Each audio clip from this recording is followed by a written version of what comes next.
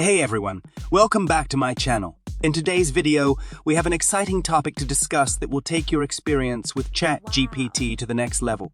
We'll be exploring 5 research-backed prompting methods and combining them with my personal approach, which I like to call Criticize Me Mod. By implementing these fundamental techniques, you'll see significant improvements in your results. Now let's dive right in. To access OpenAI's ChatGPT, you can visit the OpenAI website or use the OpenAI API. The API provides more flexibility and customization options, but for most users, the website version will be sufficient. Create an account if you don't have one already, and you'll be ready to start experimenting with these prompting techniques. Before we get started, there's an essential aspect we need to address: prompt size. Many people make the mistake of either providing insufficient instructions or overcomplicating their prompts. It's crucial to find the right balance. For example, with ChatGPT, the prompt size matters. You have a limit of 4,097 tokens, and these tokens are shared between the prompt and the result. So if your prompt is too long, like a whole book, you'll only get a short response that might be only 50 words, which won't be helpful.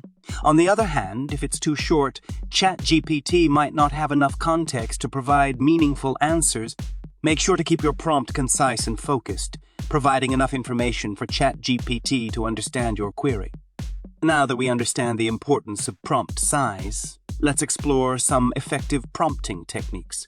First, you can use a small instruction like Telder to get a short summary from ChatGPT.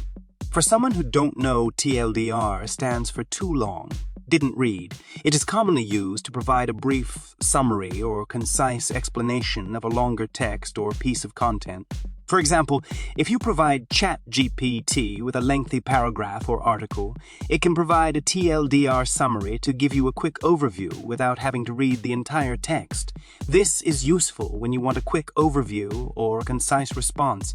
Another technique is including personal identifiable information in your prompts.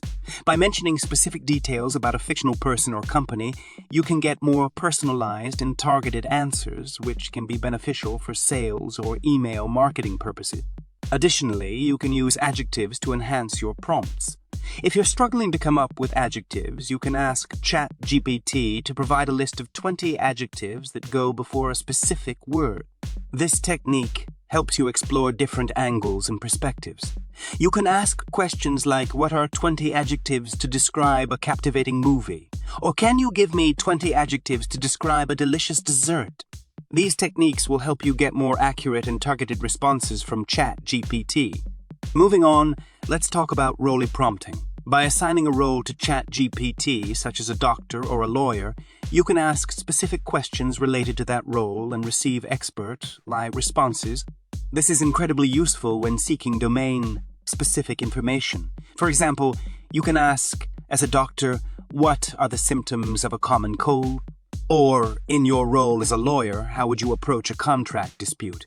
Now, let's explore chain of thought prompting. By presenting an example of a complex problem and explaining how you would solve it, you can then ask ChatGPT to solve a similar problem using the same reasoning. This technique enhances the model's performance, especially in arithmetic, common sense, and symbolic reasoning tasks. You can say, suppose you have a basket with 6 apples and you give away 2.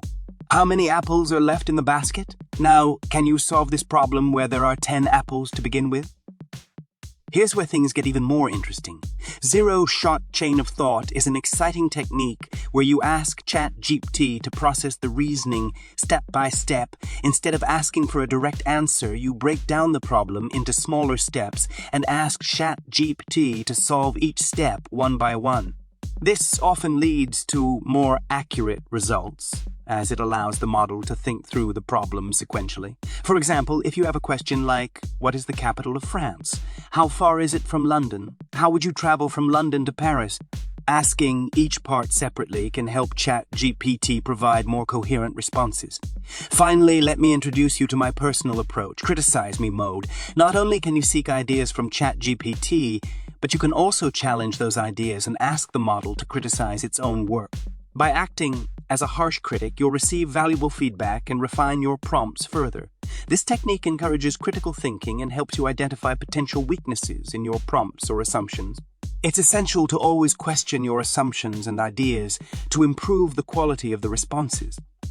And there you have it, my friends. We've covered 5 fundamental prompting methods along with my Criticize Me mode.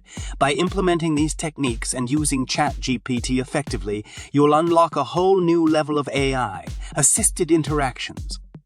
Remember, practice makes perfect, so don't hesitate to experiment and refine your approach. Let me know in the comments below how you plan to use these prompting techniques with ChatGPT. And don't forget to like this video and subscribe to my channel Inner Eye Key for more exciting AI content. Until next time, happy prompting!